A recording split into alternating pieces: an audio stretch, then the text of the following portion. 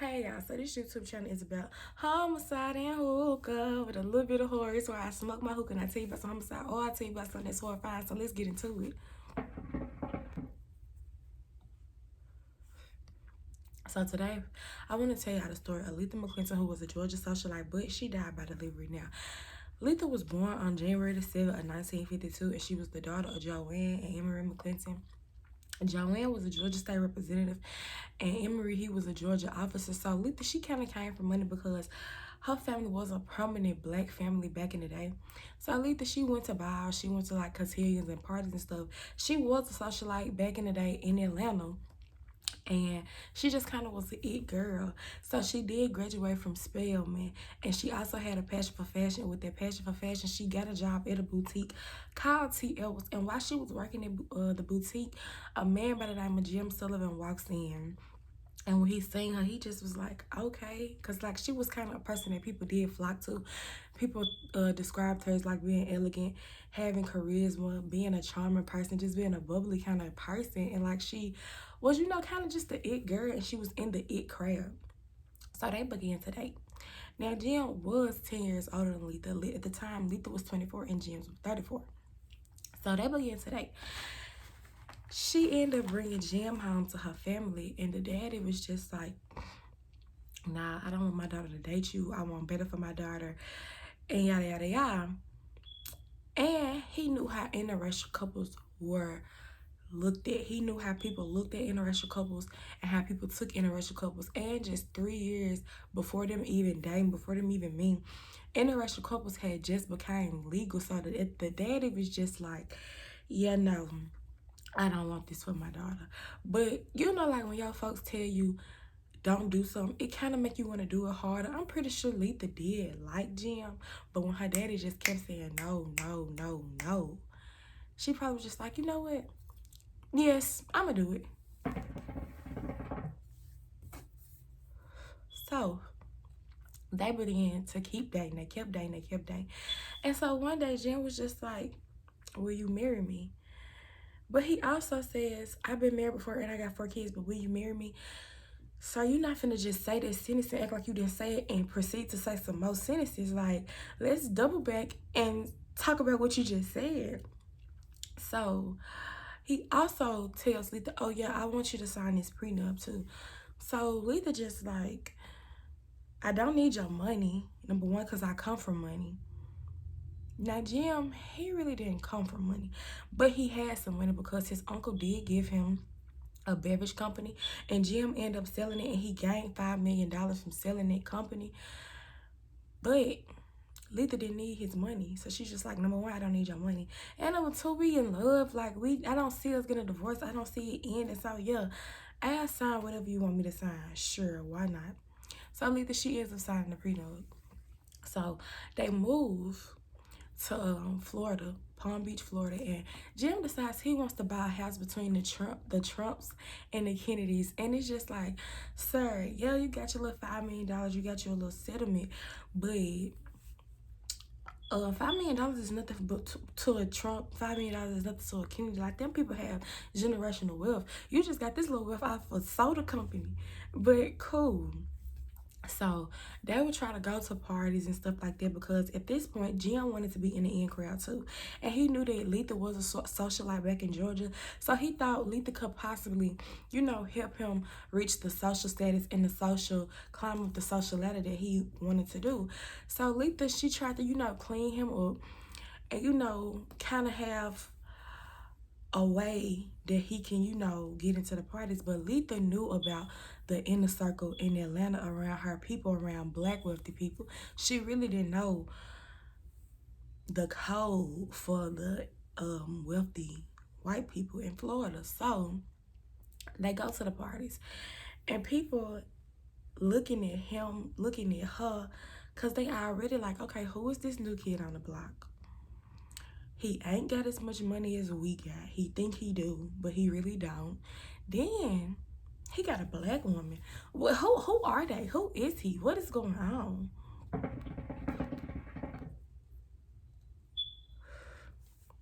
So Jim, he would start talking to other women at the party, because at this point he's starting to feel like a little ashamed, because people like, you know, whispering about them, laughing at them, and so he's starting to feel ashamed. Like he would go talk to other women in a party. When he would introduce Lita, he would just simply say that, oh yeah, this Lita. Baby, yeah, I'm Lita, but also I'm your wife. And you better address that. Like, at this point, he just really, like, boldly disrespecting her with zero care in the world. He didn't care. Like, he just didn't care, and he felt some form of ashamed. And then he just would tell her, like, baby, you holding me back. You holding me back from reaching my social status that I want to be in. You holding me back from climbing the social ladder. And I know why. I know why you holding me back. You holding me back because you black. Baby, I would have had to get in gym ass, because what you mean I'm holding you back because I'm black? Sweetheart, you knew I was black when you met me at the boutique. You knew I was black when you met my parents. You knew I was black when you asked me to marry you. You knew I was black when we went to sleep last night. We didn't wake up a different color. I wasn't white when I went to sleep with you. I woke up black because I went to sleep black. Like, the nerve. That's a different level of disrespect. Like, don't come to me like that. So he was like, he would just cheat on her, like, in her face at the parties. And so at this point, she just was like, yeah, this is not where I want to be. This is not where I'm supposed to be. Like, I want to go back to my hometown. Take me back to Georgia. So she would visit Georgia from time to time. And with her being away, baby, he could do whatever he wanted to do. He just was doing whatever he wanted to do. And at this point, he was partying without her. He was cheating on her and yada, yada, yada. And so she just was like, I don't want to be with him, but I want to be with him. And she just didn't want to go back to Atlanta with being the black wife who white husband divorced her. Baby, I wouldn't care what I went back to Atlanta as. I could have went back to Atlanta as an ant, as a cow, as anything, as long as I was away from jail. I wouldn't care what nobody would be saying about me. You got your situation, that's all that matter.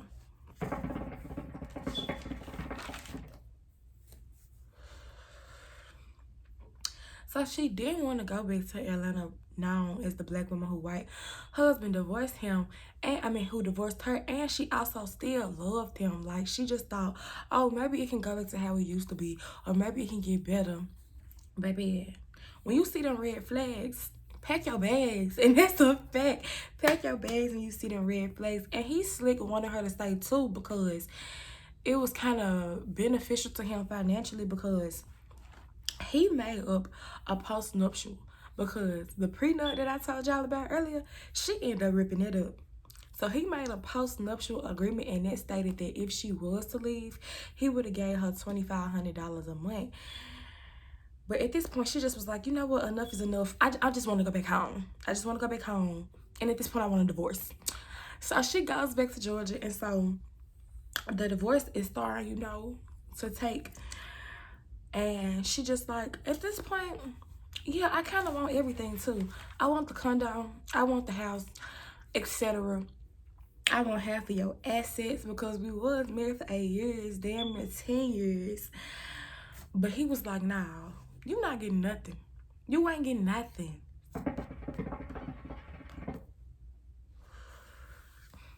So they did have a court date set for the 16th of January. And it was like, I guess like a property court hearing, and to discuss the assets, the property, and probably some other stuff that they wanted to discuss. And so on the day of the court date, Lita was getting ready, and she heard a ring at the door. So she go check it out, and she sees a man with a box of flowers. And so, you know, I just out to the door like, hey, and he asked her, like, are you Lita? So she confirmed, like, yeah, I'm Lita. This man pulls out a gun. He pulls out a gun. So Lita, she's trying to block herself with the box of flowers, trying to, like, block her temple. And he shoot her, and the bullet go through the box and hit her in the head. So she instantly falls to the ground. He steps in and proceeds to shoot her to death. Like, why? So the neighbor, he saw the gunman, like, walk up to the door with the box of flowers, but he really didn't get a good look at him So when he heard the gunshots, he ran over to, see what's going on. And then he saw Lita in a pool of blood. And he really couldn't do nothing to help her because she was on the verge of dying. So he did call the police. And so the police, they came. Now, Lita had a best friend who was in the house that spent the night the day before. But she didn't come out because she heard shooting. But she didn't know where the shooting was coming from. She didn't know who was doing the shooting. So she really just was in the room until the police came. And so she was the one who called her Lita's parents to tell her, like, okay, Lita got shot. Let her know, like, what's going on. So they ended up going to the hospital. And at the hospital, Lita was pronounced dead.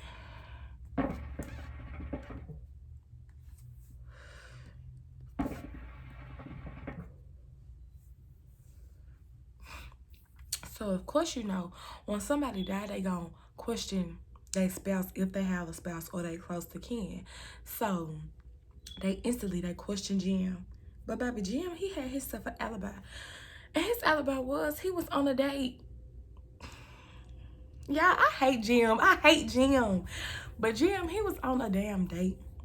Jim was on a date with his new girlfriend by the name of Suki, and when they would go out to parties, people was like, okay, yeah, she looked good on his arm. Now, Suki was Asian. Jim was still in a interracial couple. However, people accepted more. I guess for the simple fact that she wasn't black, people could be like, okay, I guess y'all can hang with us now. So, Jim was able to reach the social status that he's just been dying to reach. And so 8 months after Lita being dead, Jim asked Suki to marry him. Okay, so yeah, he living a good life. He climbing his social status that he just yearned for. He wanted so bad. But one day, Jim and Suki get stopped by the police. And it was just a simple traffic ticket. That's all it was. A simple traffic ticket. But he didn't pay it. He just decided he didn't want to pay it. So with him not paying it, they had to go to the court. And so at court, he asked Suki, like, could you lie for me and say you was the one who was driving? And so she did that. She stood by her man and lied in court and said she was the one who was driving. So the police officer that pulled them over, he heard that they lied. And so he instantly went back like, nah, they lying. He told the judge they lying. So they end up getting charged. Suki got charged for perjury, and a perjury charge is when you lie under oath. So she gets charged with perjury and he gets charged with perjury, but he also gets a year under house arrest. So with him being under house arrest, somebody called the police and told him a little something about Jim, and it was credible enough for them to get a search warrant. So baby, they searched his house, and when they searched his house,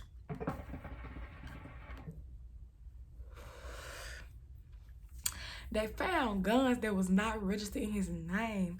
So at this point, he is charged as a freaking felon. He charged as a felon, and now he got another year and a half added on to his house arrest. And at this point, his relationship just go downhill because Suki yeah, I care about my social status too. I'm out at the parties by myself. I want to be with my man. But at the same time, she did start to realize the stuff that his other wives were starting to see, the reason why they divorced him. Suki was starting to notice that too. And so at this point, she just nah, I want a divorce. I want to leave. I want to go. And my question is, how could you lie and say you was doing something? You lied under oath. You lied to the court. You could hold him down enough to lie, but you couldn't hold him down enough while he was on house arrest. But hey, so they got a divorce. And so I'm pretty sure she probably wanted money or whatever the case might be too. So it was getting a little heated. So Suki, she pulls a trick from up under her hat and tell the judge, Jim told me he got Lita killed. Baby, at this point, she cracked the case wide open, but they didn't have enough evidence. They got them a witness now. but they ain't got enough evidence. So 2 years went by and it was still no arrest, but the investigation, it started to pick up. So they starting to look into Jim, and they like, okay, why 2 days before the murder was he making calls to ATL? And why on the day of the murder did somebody call him 40 minutes and 40 miles away from the murder and 40 minutes after the murder? Why was somebody calling Jim? So at this point, they got the investigation rolling. They got it moving just a little bit. So they go to the house and they find the house. And at the house they find a diary. Sir, why do you have a diary? What are you writing about? So in the diary, it says on January the 13th, get flowers. A month before, it says get a pistol. And on the day of the murder, it says celebrate. Y'all know I told y'all that he had an alibi because he was out with his new girlfriend celebrating. What you celebrating, sir? I mean, I understand you got your new girlfriend, but why you whining and dining her just that quick? What you celebrating? So, in the federal court, he was charged because he was making a call to arrange somebody's murder. However, they didn't really have that call. They had the evidence that he made a call, that he had a call, but they didn't have the evidence about what that call was made about. So therefore, they didn't have enough evidence to really make that charge stick on him. So everything just was dropped. So one day, a show about the murder had happened, and a girl saw it. Now, the girl who saw it, she was the girlfriend of the gunman. At the time, when Lita got shot, the girl was the girlfriend of the gunman. And so she told the police, oh yeah, I was there when they arranged everything. I was there when Jim gave her the money to the gunman. And so the police like, okay, let's talk to this gunman. Let's talk to this gunman. Let's see what this gunman got to say.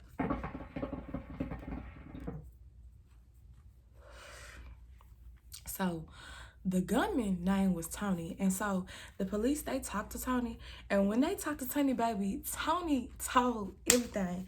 Tony, he told everything. Jim did this, Jim did that. Now, Tony and Jim knew each other because Tony was moving Jim's furniture. And so he just asked him like, hey, do you know anybody that can kill my black wife? She's trying to take my money from me. We going through a divorce and she's trying to take everything from me. I'm offering $25,000 to whoever you can find. So at this point, Tony like, should I do it? Hell, I ain't even got to look for nobody. I'll take the job. So he did take the job. And so he went to the house on the 13th because Jim told him, like, we got this court date on the 16th and I need it done before the court date. So Tony tries to go to the house on the 13th, but Lita didn't answer. And so the girlfriend told him, oh, if you want somebody to answer the door, you know, just bring them flowers. So that's what he did. I don't even know if she knew that that's what she was telling him, but however, she did tell him that much information to make him be like, okay, let me go get some flowers, so this gonna make her open the door. And I would just be thinking like, why you want to go to this woman's house anyway? So to me, you kind of knew in a way to even tell him like, oh yeah, offer her flowers or buy her flowers, because I just be like, why you want this woman to open the door up? So open the door so much. Why do you want this woman to open up the door so much? So, with Tony telling everything, telling on Jim, his Jim's lawyer tell him, hey, you got a warrant out for your arrest, and I think it's best that you turn yourself in.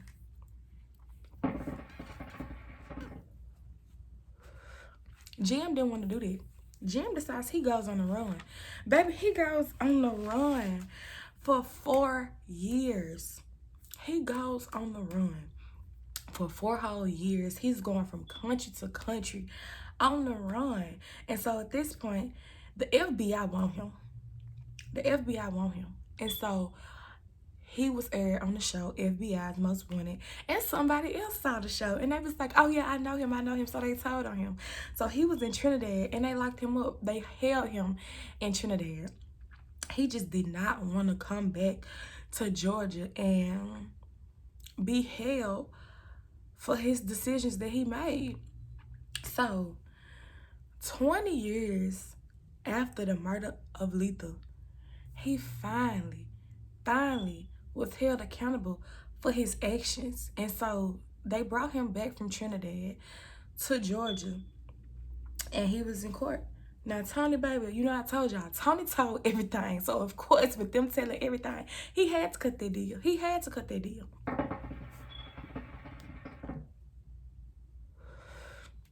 So, Tony was charged for voluntary manslaughter, and so he testified against Jim in court. Jim denied. But Jim was charged with first-degree murder, and he got life in jail. And I'm just like so happy because all this was for nothing. For nothing. Like, you killed Lita for no reason. For no reason. But y'all, tell me how y'all like this story. Tell me what story y'all want me to do next. Tell me how y'all like my homicide and hookah with a little bit of horror concept. Please like, comment, share, and subscribe. Thank y'all.